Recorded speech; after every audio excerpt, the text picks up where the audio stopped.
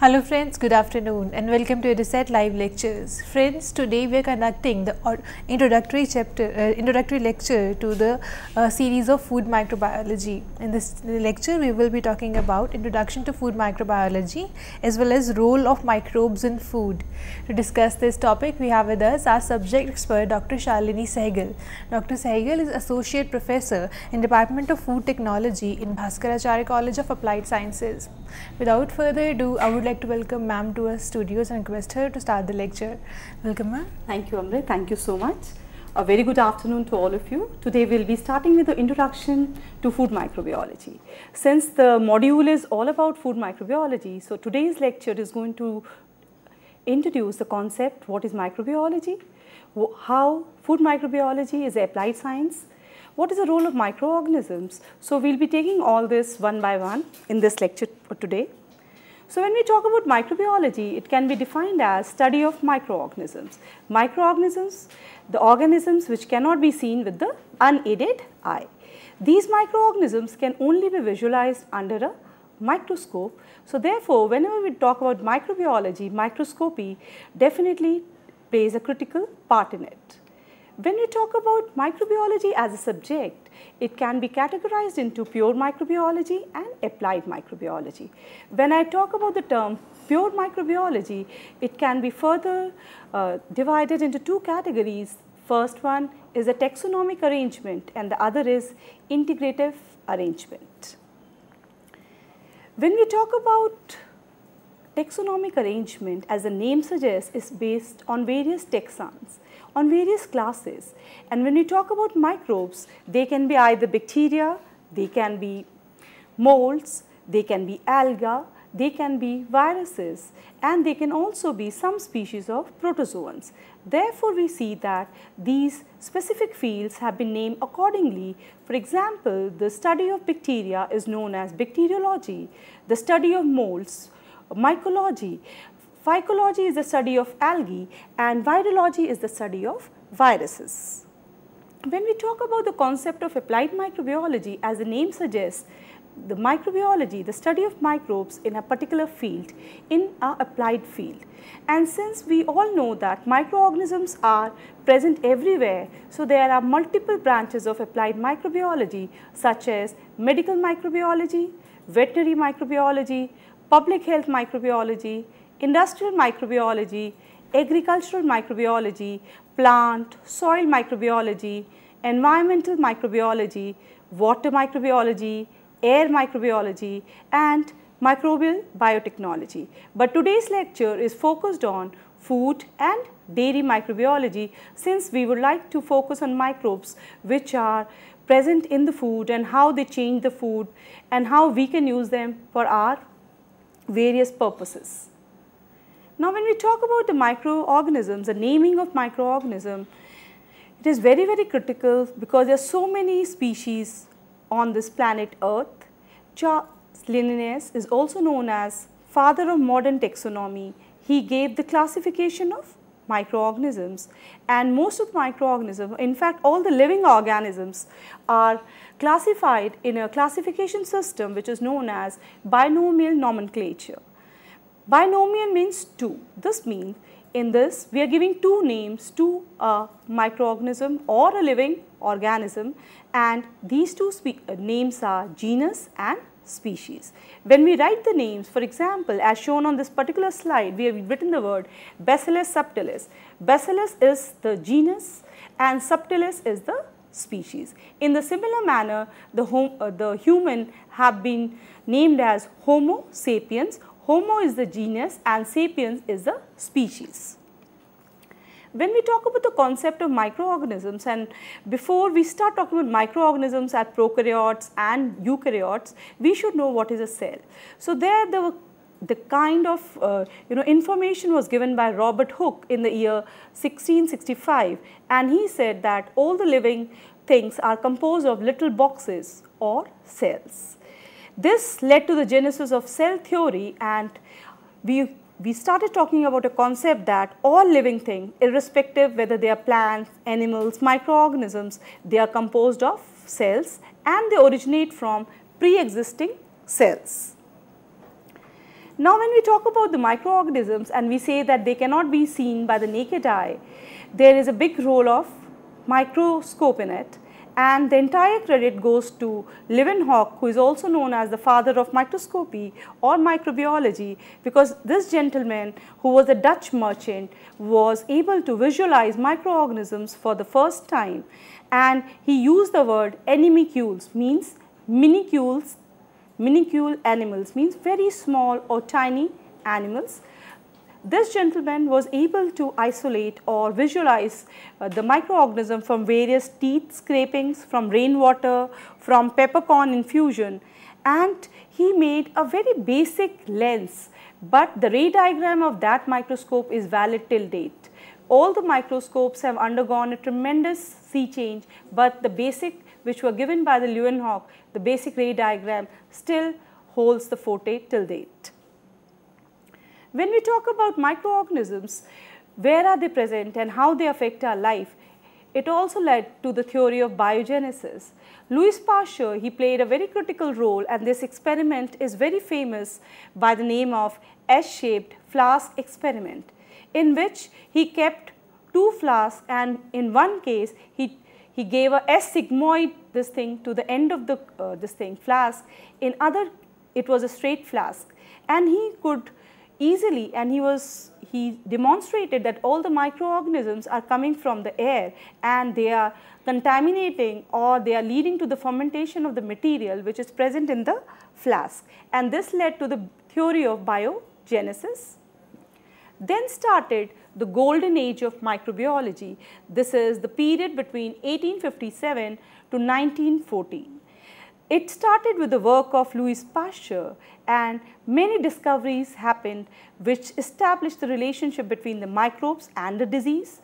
There was genesis of the term immunity, and also people started talking about drugs as antimicrobial substances, and they started using them against diseases. Whenever we talk about Louis Pasteur, we commonly talk about two terms, that is the fermentation and pasteurization. When we talk about Pasteur, he was the first person who said that the microorganisms are responsible for fermentation, and this was shown by his S-shaped flask experiment which we have discussed earlier. When we are talking about the concept of fermentation, it is basically conversion of sugars into alcohol, and when we talk of this fermentation, it can be utilized to make various substances like beer and wines, and on the other hand, if this fermentation process is taking place in food products where it is not needed, it leads to spoilage. Therefore, it was very strongly established way back that the microbial growth is also responsible for the spoilage of food, and most of the time, even apart from the yeast who were acting on the sugar and making alcohol, there was also the role of bacteria that use that very alcohol, and they produce acetic acid by turning it into vinegar or acetic acid. Thus, a substrate which was acted upon by the yeast, a useful product, that was the alcohol which was produced, but it was used by the bacteria to further degrade into acetic acid, which was totally undesirable in that particular food formation such as wine making. When we talk about Louis Pasteur, he also demonstrated that these spoilage bacteria, they can be killed by the heat, and this heat was used in a product, alcohol, and he made sure that the amount of heat which was being used should not evaporate the alcohol in the wine. Therefore, it led to a genesis of a new technology which is known as pasteurization, and for layman it is application of high heat for a short time so that all the spoilage microorganisms are killed and the shelf life of the food product is further extended. Nowadays, this concept which started in 18th century is still being used in the milk industry, and where we have different types of pasteurization processes such as low temperature long time, that is known as LTLT, and the second one which is known as is high temperature short time. The abbreviated term is HT, ST pasteurization. When we talk about microbiology and food microbiology, the discovery of penicillin has also played a very critical role. It was in 1928 that Alexander Fleming, he was able to talk about a concept of a substance which is able to control the growth of microorganisms. It was a very chance discovery in his lab, and he was able to isolate the fungus Penicillium, and he could state that it was inhibitory or it killed S. aureus, and it was 1940s that the penicillin was tested clinically and it was being mass produced and it was used in various types of drug trials at those times.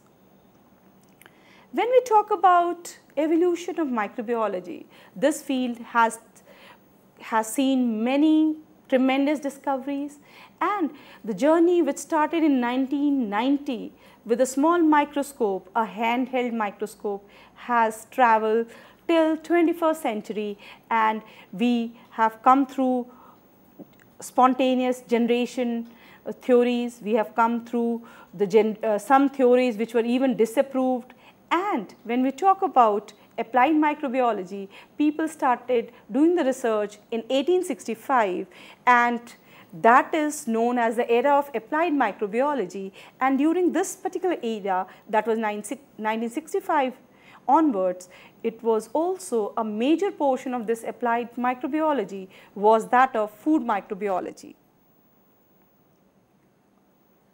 When we talk about food microbiology, I think the entire credit goes to Louis Pasteur, who made such tremendous discoveries which were pertaining to food and the role of microorganisms in food.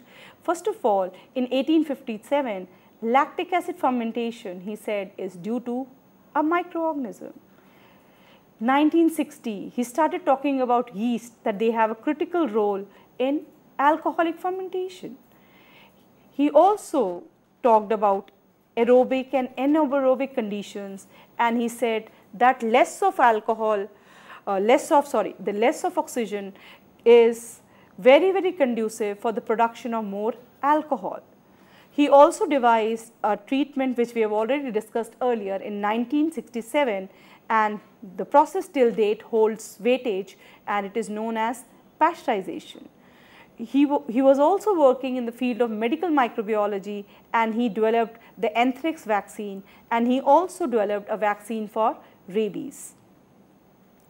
Now, when we talk about history and when we talk about evolution of food microbiology, since microorganisms are present all over, they are a very integral part of the food which is being grown in the fields, the food which is being processed in the plants, the food which is being packed, and the food which is being consumed by the consumers. So, when we talk about microbes, I usually like to stress upon two things, that they can be categorized into useful microorganisms and harmful microorganisms. When we talk about the harmful microorganism, on the degree of harm, we can further subcategorize them into two categories, and the first category can be the spoilage microorganisms, and the second category will be the ones which are causing foodborne diseases or the pathogens. So, when we talk about food microbiology in a holistic approach, then we need to talk about food preservation, that is the microbes which are being used for preserving food.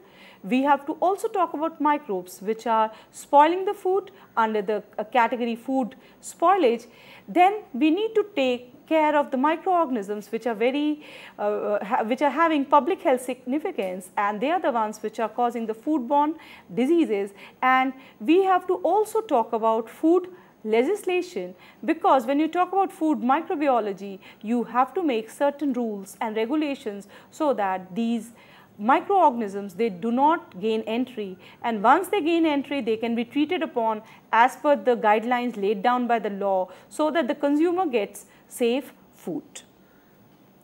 When we talk about history of food preservation, you can see it goes back to 1782, and this was the time where people started making canned food. They started talking about canning as a method of food preservation. That time, canning was basically done for the soldiers who were fighting wars so that it was easy to give them the food and they can use the canned food in spite of any circumstances, and they can go on fighting the enemy. Then in 1930, there was a use of meat preservative, that is sulfur dioxide. For first time, sulfur dioxide was used as a curing agent in meat so that the meat life is further extended. This is very, very important because when we talk about meat, it is a high risk food which is very, very rich in nutrients. It is equally conducive for the growth of microorganisms. So, first time in that century, people started talking about antimicrobial substances not only against the disease but also to extend the shelf life of the food. The second very important significant discovery was the development of freezing. The refrigerator, the type of refrigerator we see today is very different from the 1841 refrigerator, where it was thought for the first time that low temperature can extend the shelf life of the food, and the food will stay longer if it is stored at low temperature. Then there was a concept of food sterilization, and for the first time the scientists were able to associate that the water, the presence of water is not good for the food. If we remove this water from the food will have a longer shelf life, and that led to the development of milk powders. They very well understood that milk, if treated, if pasteurized, will have a limited shelf life, but if the water is removed, the milk powder will have an extended shelf life. The history of food preservation is a journey which has gone through many steps, many stoppages, and new things were added. For example, in 1990, Louis Pasteur, he developed and he used the first time the term pasteurization, and he did a successful experiment on milk pasteurization, and he emphasized that the thermal shock is very, very critical for killing the microorganisms. So, pasteurization is not only heating the food product to a high temperature. A very critical step associated with pasteurization is that we lower down the temperature immediately after heating the substance or the food to a set time temperature combination.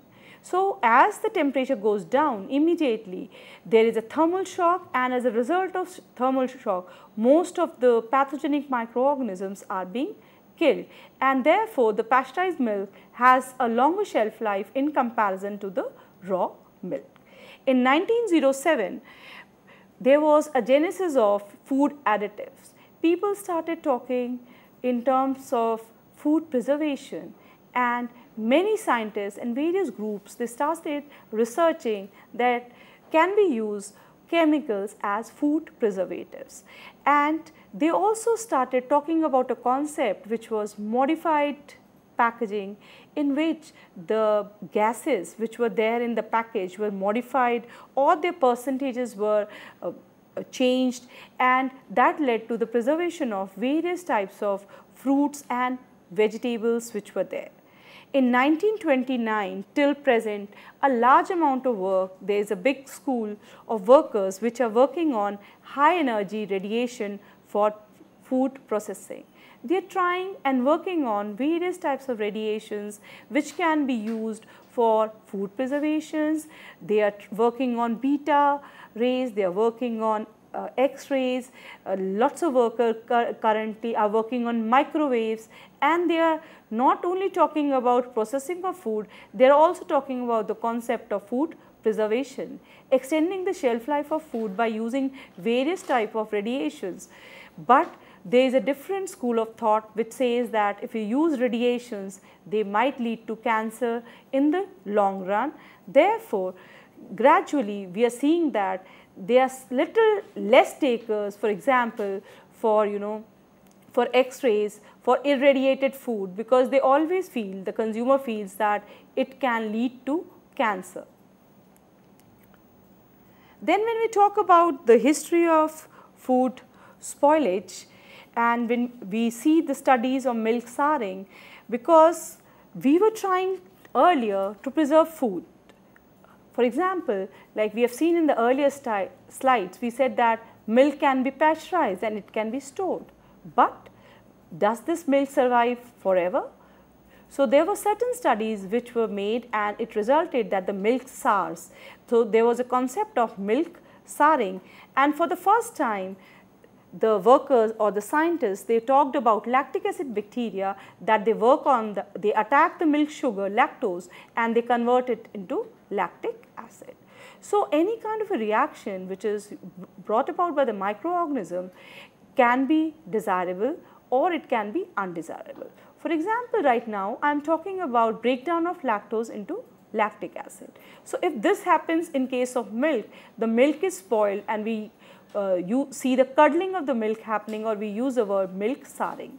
But the same reaction can be utilized in the making of curd or the fermented food, where the same lactic acid curdles the milk casein and we see the formation of the curd, and this particular curd, not only it has better nutritive, better therapeutic, but it also has a longer shelf life in comparison to pasteurized milk. So when we talk about the pasteurization as a technique, it has gone through various kind of trials, hits and misses, and ultimately in today's time we talk about pasteurization as a very reliable treatment, and we very well know that the pasteurization can be of 4 types, like we can have the LT-LT, we can have the HT-ST, then we can have the UST milk, we can also have flash pasteurization happening, or we can have the vacuation of the cream. So this particular technology, which started in like 19th century, is still undergoing changes, and we see the best of pasteurizers in today's world, and still the safety of food can be vouched for once it is processed. Then there was also study on sugar slimes, means people were using sugars as the source for producing various types of alcohols, various types of alcoholic beverages, but at times they were finding that the slimes were growing on the top of the surface of the substrate or on the raw material, I would like to use the word raw material, in the reactor, and these were slimes. These slimes were actually microorganisms which were aerobic in nature and which were growing at the top of the biofermenter. So since they were growing at the top of the biofermenter, they were cutting down the oxygen supply and the desired yeast were not able to grow. So it was a big challenge to the wine industry, which was at a very nascent stage, and there was lots of work which was happening in 1839 to 1878 on sugar slimes. Then gradually people started talking about use of low temperature. It was in the year 1887 that they said that the bacterial growth can be stopped or curtailed by using low temperature, and it led to the genesis of the term psychrophile, means low temperature loving microorganisms, because the food was still getting spoiled at low temperature. So the scientists, they isolated the bacteria and they found out that there were certain microorganisms which were able to grow at low temperature, and they call them as psychrophiles or psychrotrophs. In 1888, there was lots of study which was happening on bacteriology, thermophilic bacteriology. Now again, the workers were bewildered that although the food was being grown at low, it was being processed at high temperature, still some microorganisms were able to survive. So then there was a new category of microorganism which was introduced as the thermophilic microorganisms, and gradually lots of work started happening in the field of foodborne diseases, and many new diseases, they started coming up, and till date we always see emerging pathogens coming up like Campylobacter, Aeromonas, E. coli 0157, H7, and gradually after we realized that there are so many microorganisms in the food, they led to the genesis of food legislation. What kind of treatments can be used for what time and how we can control them. There were also various types of regulation which came up, and we also came with a new term in 1995, HACCP, which we have already done a lecture on. So this HACCP, that is Hazard Analysis Critical Control Point System, was devised to make sure that the customers, they get safe food. So this was in a nutshell the history of food microbiology, where how it has evolved over the years, and till date it is undergoing so many dynamic changes. Thank you so much.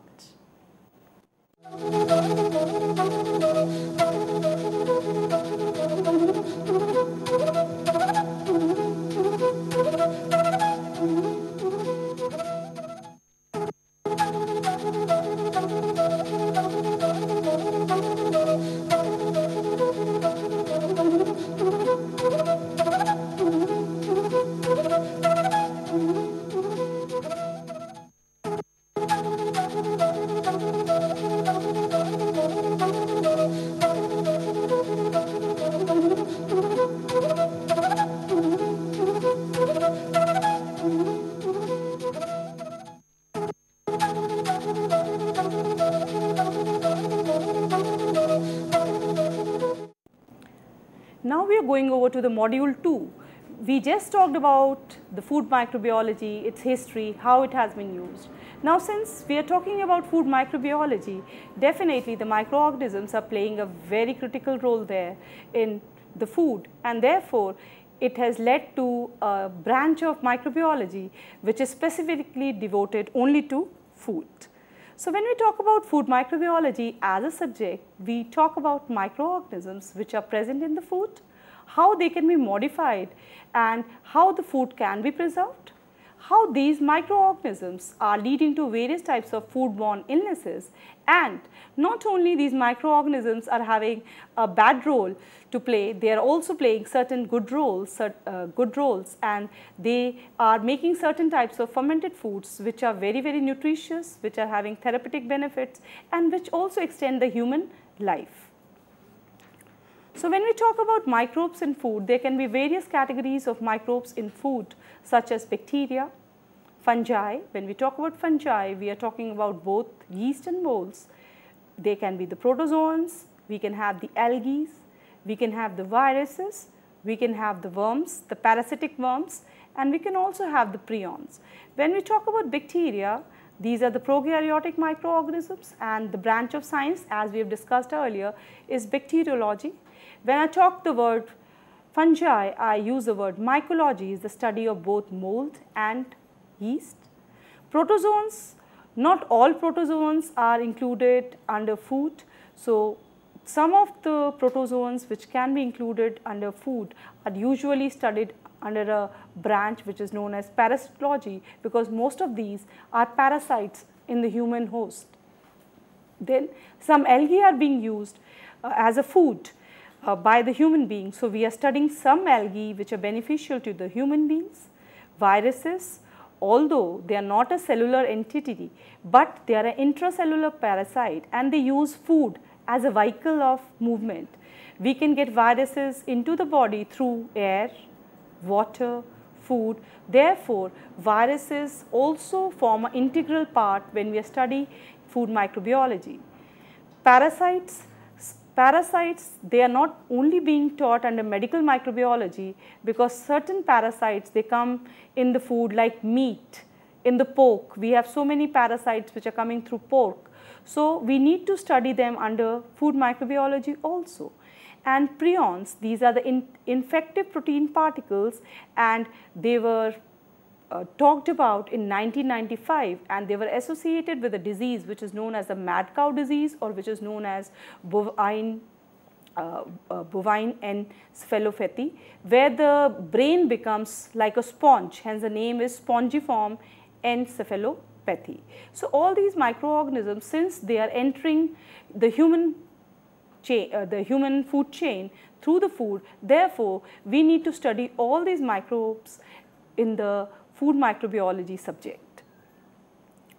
When we are talking about food microbiology, all these microorganisms which gain entry in the human, they are the causative agents of various types of diseases. Hence, they are also known as foodborne pathogens. These microorganisms are also playing a role in food spoilage, which needs to be studied. Some of them are being used as a food sources. They are giving us a good amount of vitamins, minerals, so they can be exploited as food sources. For example, mushrooms. Then we can also use these microorganisms to produce certain industrial enzymes. We can also use them to produce acids like acetic acid or vinegar. Certain types of amylases, they are also being used to produce citric acid.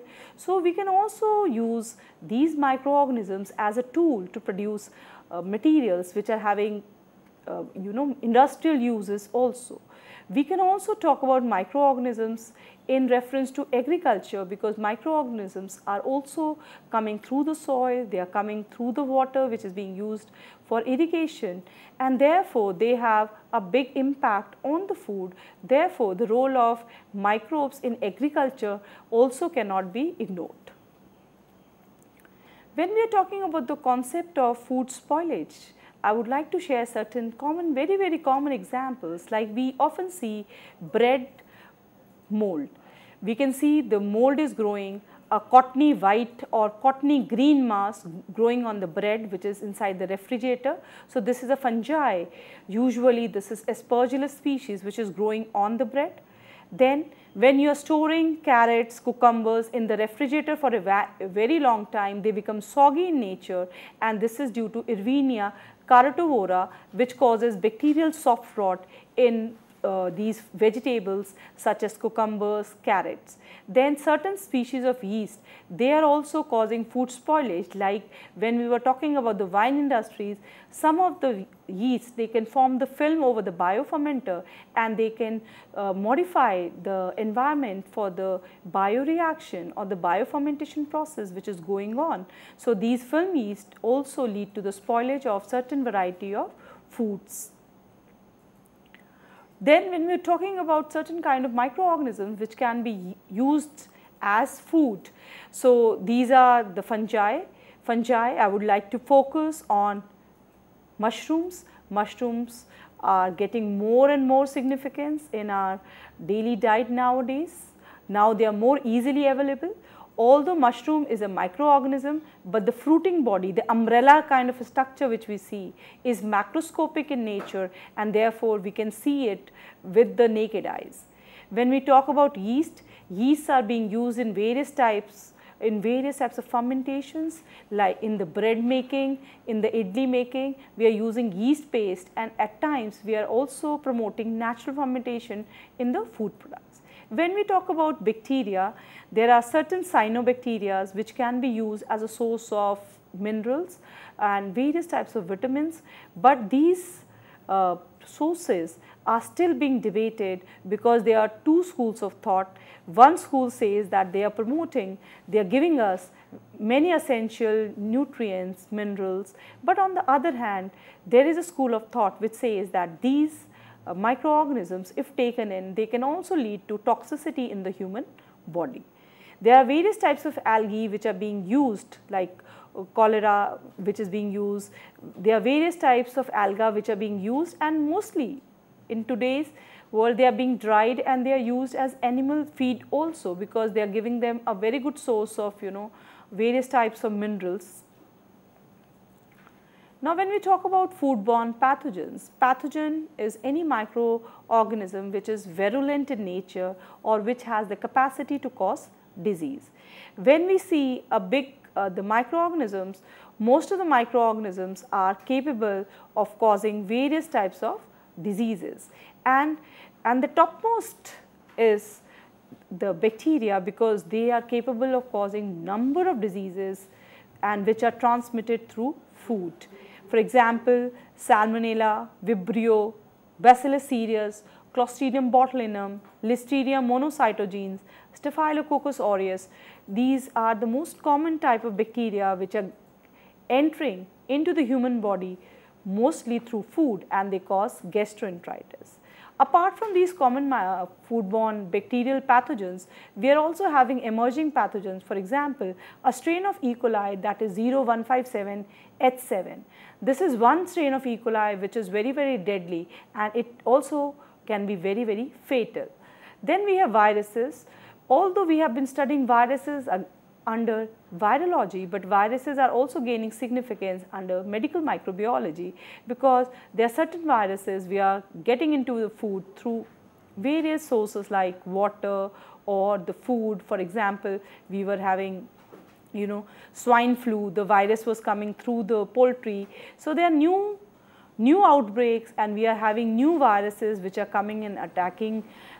Not only they are present in the food, but also in general also there are always new viruses which are emerging. A very common example is of the Zika virus, which has emerged, although it's not related to food, but this is a new virus.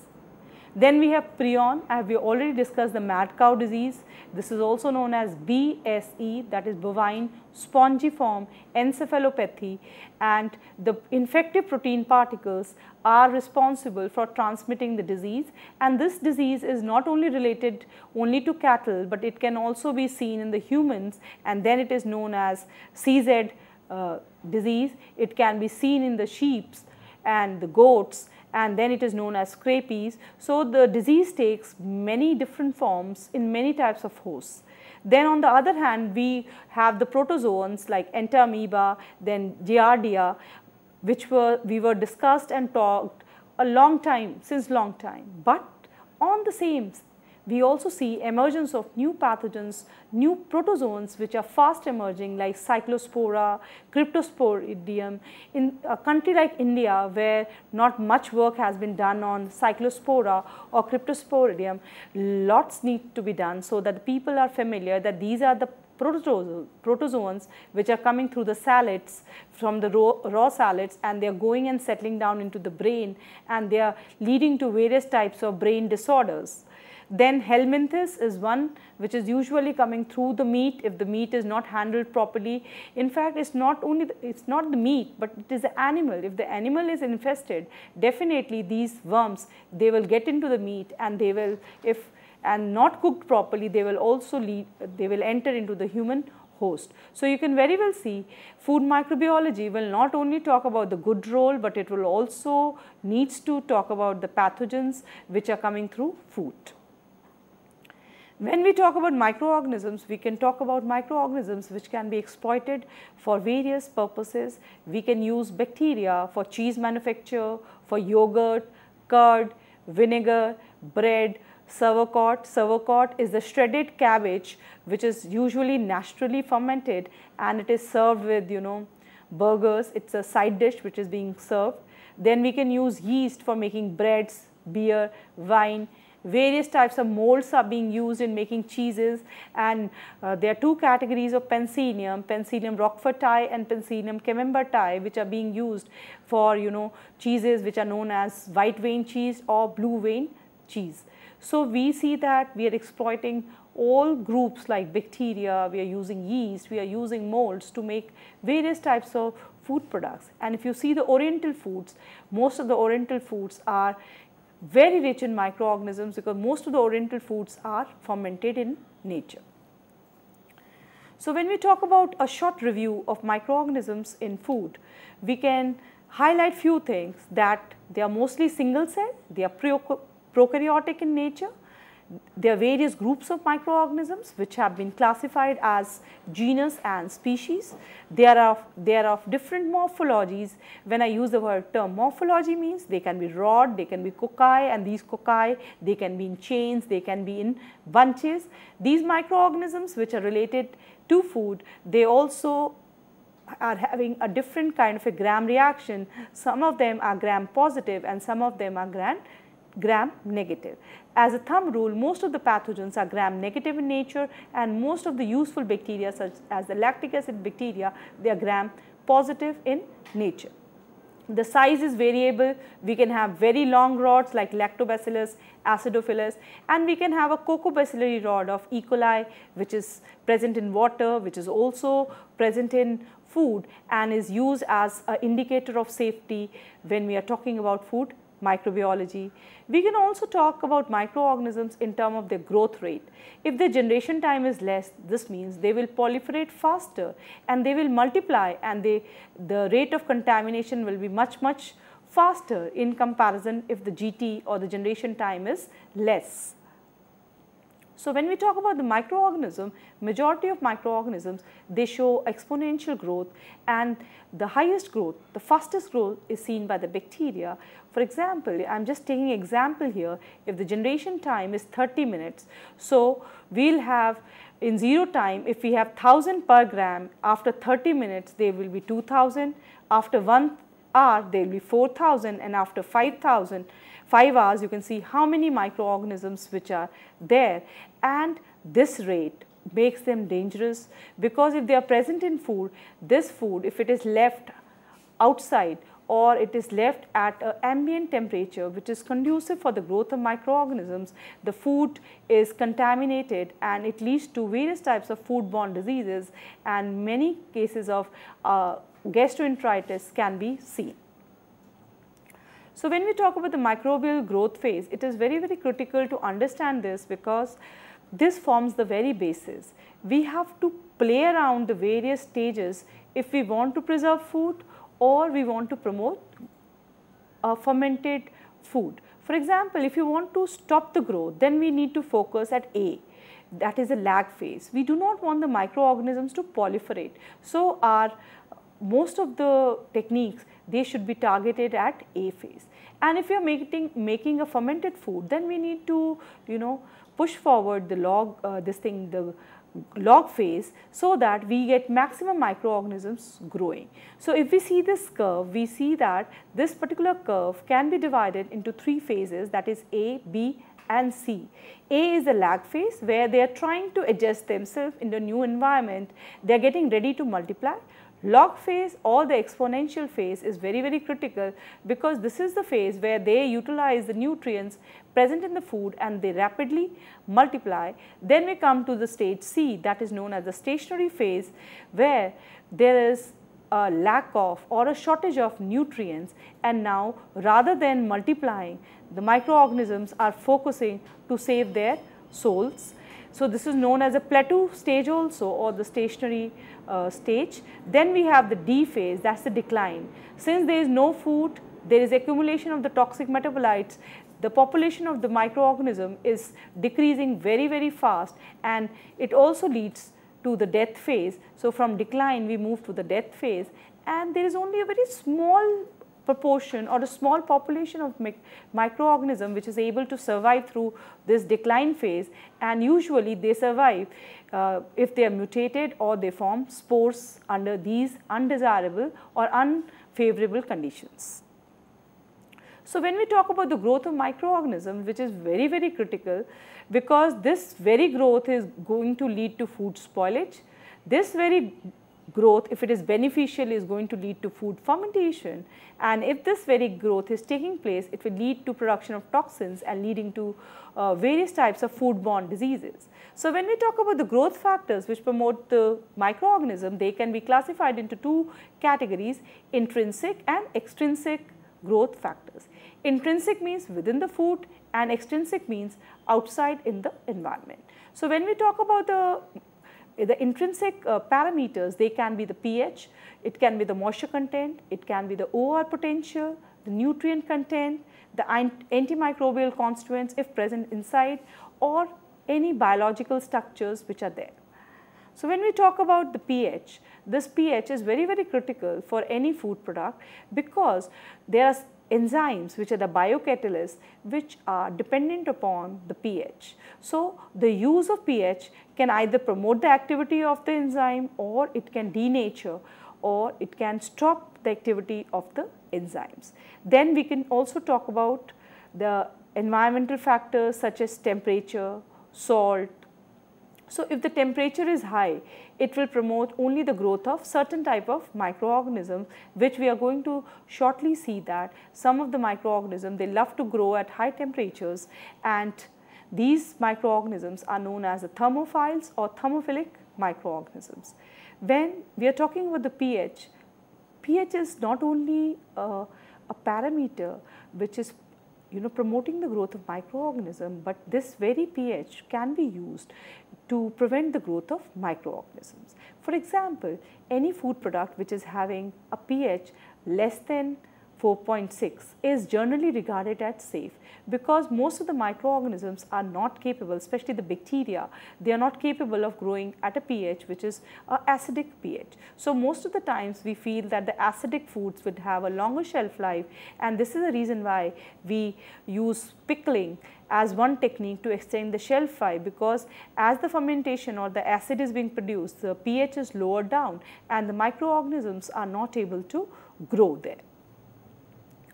So when we are talking about the moisture, it is very important factor which promotes the growth of microorganisms, because water or the moisture is very essential for their growth. So we are doing two ways.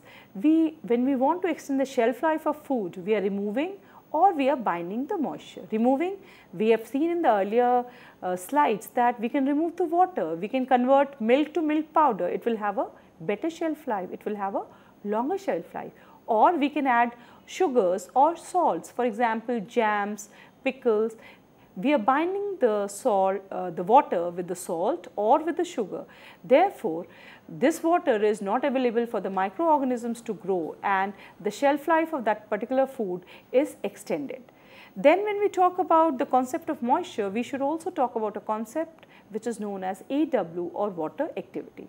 This is the water which is available for the microorganisms for their growth. So if we play around with water activity, we can actually promote the growth of microorganisms, or we can curtail the growth of microorganisms. So when we are talking about the fresh foods, most of the fresh foods, they are having a water activity more than 0.99, and when we talk about the water activity of pure water, it is 1. So most of the time, most of the foods, they will have water activity less than 1, and if we keep the water activity around 3, then we are ensuring a longer shelf life for that particular food. When we are talking about the microbial growth and water activity, on the basis of what a requirement is there for the water activity, we can also classify the microorganisms into halophiles, xerophiles and osmophiles. So when we talk about halophiles, they would love to grow in a water activity of 0.75. Xerophilic molds, they will grow in a water activity as low as 0.61. Osmophilic yeast, now for example, people feel anything in the sugar should not get spoiled, but yes, sugar syrups, they also get spoiled because we are having, or the corn syrups, they also get spoiled because they are they are spoiled by osmophilic yeast, which are capable of growing at a very low osmotic pressure, and they require only 0.61 water activity for their growth activities. Then we can also cut down the water activity. For example, if we have the water activity 0.86, we can stop the growth of certain types of pathogens. For example, Staph aureus will not grow. And why we are focusing so much of Staph aureus? Because this is one microorganism which comes through our skin, it comes through our hand, it comes through our hair. So just by playing around with the water activity of the food product, even if this bacteria is present, we can stop this microorganism from growing, and at times for certain microorganisms, we can also stop them from producing the toxins, the enterotoxins, which lead to the various types of foodborne diseases. So when we talk about the factors, there is one more factor which is known as the oxidation reduction potential, OR potential. So when we are talking about the OR potential, on the basis of this OR potential, the microorganisms, they can be categorized into aerobic, anaerobic, microaerophilic, and the fourth category is facultative anaerobes. Aerobic means oxygen loving. Anaerobics, there is no need, they do not require any kind of gas or oxygen. Microaerobic means little bit of oxygen is required, little bit of air is required for their growth. And the last category is facultative anaerobes. These are the bacteria usually which are growing in our intestines, and their requirement for the oxygen is less, and if given a chance, they will like to grow in the presence of oxygen also. So when we talk about the other factors which are affecting the growth of microorganisms, they can be the nutrients which are there. If a food is rich, for example, when we talk about milk or meat or any kind of a fruit which is full of sugar, they undergo spoilage very fast. So nutrients, the composition of the food also plays a very, very critical role in deciding how we are going to see the spoilage pattern in that particular food. For example, if you pick up a fruit versus a vegetable, the chances are that the fruit is undergoing spoilage much faster in comparison to a vegetable. Why? Because the fruit is having sugar and it is a very conducive medium for the growth of yeast. Then when we are talking about foods, the foods also naturally they carry certain antimicrobial substances. For example, as spices, they are having antimicrobial properties. Turmeric, it has antimicrobial properties because the structure, chemically the food has those components which will kill the microorganisms. So when we talk about the factors for growth, we have to make sure if you want to promote the growth of certain microorganism, it should not have antimicrobial substances. On the other hand, if you want to stop the growth of microorganism, we need to add certain antimicrobial substances to the food. And if you see today's world, we are talking about antimicrobial substances as bacteriocins. These are usually coming from bacteria like lactic acid bacteria, and they are being used as biopreservatives. So when we are talking about the factors, we need to focus on the factors which are extrinsic, means which are outside the food system, because they also manipulate the growth of microorganisms. So the temperature where the food is stored is very, very important. Therefore, most of the industries, food industries will have cold storages. If you are talking about homes, most of the homes will have refrigerators, because if we put the food at low temperature, if we store the food at low temperature, we are stopping the growth of microorganisms. Relative humidity, it is very, very important, because depending upon the environmental humidity, your food product is going to undergo a different spoilage pattern. For example, in rainy season, the food will spoil faster in comparison to when the moisture is less in the, or we can use the word humidity is less in the environment. When we are talking about gases in the environment, if your packaging material is like it's porous, so that the oxygen can gain an entry inside the food product, then also it is going to affect the quality of the food and the microorganisms which are going to grow in that particular food. So when we talk about this particular food, as such, temperature plays a very, very critical role, and it promotes the growth of microorganisms.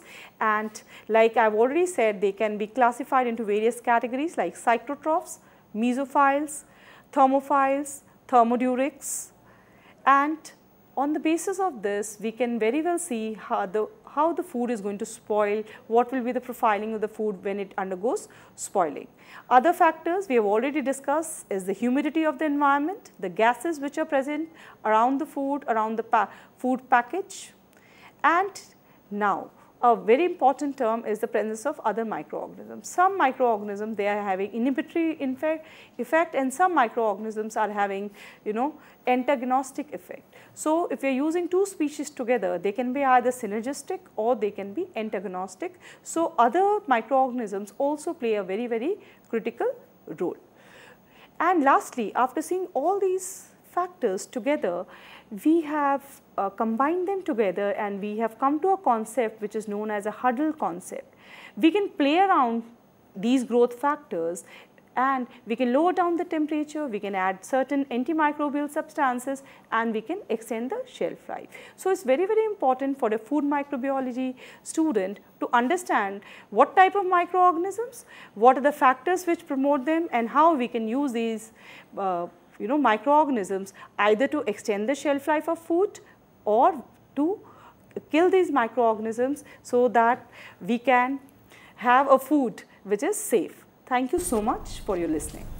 Dear friends, on that note, we would like to thank Dr. Shalini Sehgal for this wonderful lecture, and thank you, dear friends, for watching our show. We hope that with today's lecture you have been able to understand the concept of microbiology. On that note, thank you, dear friends. Stay tuned and keep watching. Thank you.